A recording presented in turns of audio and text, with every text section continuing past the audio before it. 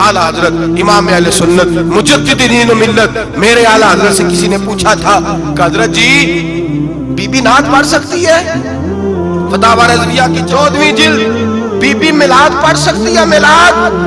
आला हज़रत ने फरमाया अगर बीबी मिलाद पढ़ रही हो, नात पढ़ रही हो और उसकी आवाज गैर महरम के कानों तक जा रही हो, फरमाया उसे सवाब नहीं होगा, उसे हराम काम करने का गुनाह दिया जाएगा। बीबी को मना है, वो नात की आवाज भी औरत का ही नहीं पढ़ता, दीन में तो औरत की आवाज का भी पढ़ता है। दीन में तो औरत की हजरत सैयदा ज़ैनब, हजरत फातिमा की वो लख्ते जिगर जो मैदान करबला में इमाम हुसैन बराबर की शरीक रही सैयदना इमाम हुसैन के साथ। याह्या बिन मोइन कहते मैं 15 साल तक हजरत ज़ैनब का पड़ोसी रहा हूँ। 15 साल, घर बराबर होता है ना, बंदा बीबी देख ही लेता है। वो बीबी कभी पर्दा डाल के जा रही है दवाई लेने, कभी नजर आ ही जाती है।